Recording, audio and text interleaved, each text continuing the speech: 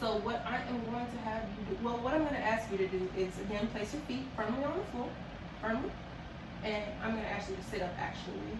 No, scoot up in the chair so that you can be on the floor. Okay. Yeah, it was.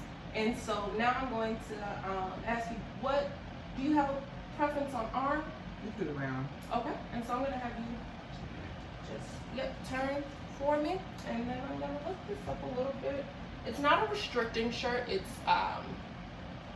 It's pretty loose, so I know that it won't change anything or alter the reading. Okay. I'll make sure that I had appropriate size blood pressure cuff, but we're always going to check.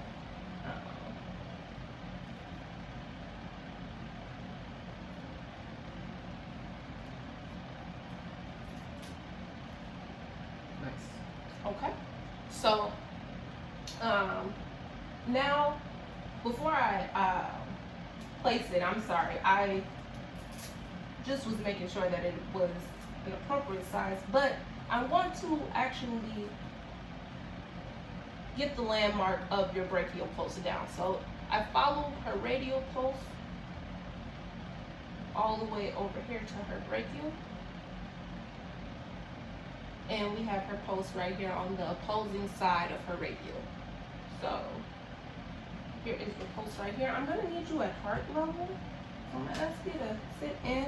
And Deja, you seem to want to keep pointing your toes. I'm gonna ask you to hold them firmly on the floor, okay? Sorry. It's okay. Just keep it in mind to keep them on the floor, okay? Keep them planted as firmly as you can because we want to have all accurate readings, okay? Okay. All right. And this is a two-step process, so we don't want to get it wrong, right? So here's your radial, here's your brachial. Okay. So now that we found the location of the brachial pulse, I want to go 1 inch above that, and that's where I'll place my blood pressure cuff. So we're gonna place it right there.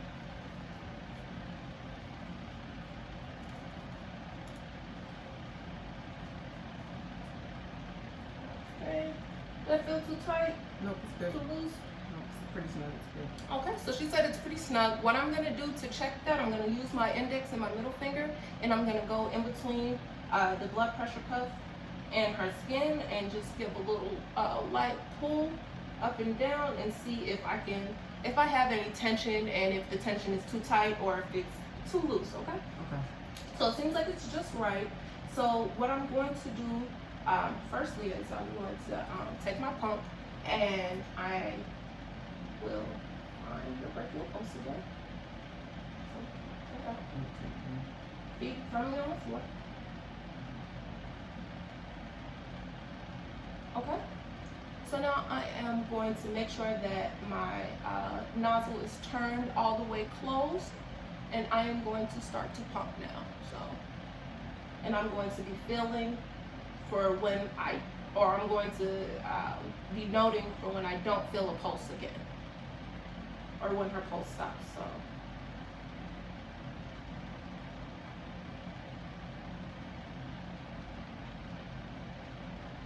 Okay, and so I stop feeling your pulse at about 120, and I'm gonna pump up 30 more millimeters of mercury now. So I'm gonna pump up 30 more, and then I'm gonna slowly release so that I can feel for your pulse again. Okay. And so I felt your pulse at 120. I felt your pulse leave at 120, and I felt it return at 120. Okay. So I'm going to fully undo my my knob so that Deja can be relieved of her pressure in her arm. I would, if she had more pressure. Do you have any tenderness or pressure going on right now? No. If you have more pressure, I would remove the cuff. But since you're not feeling anything, I can give you 30 seconds of downtime so that we're not running through it twice of me constricting that blood flow.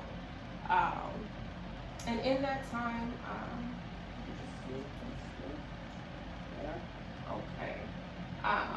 So now I'm gonna start up again since I've given her her 30 seconds of relief. And when I start now, Deja,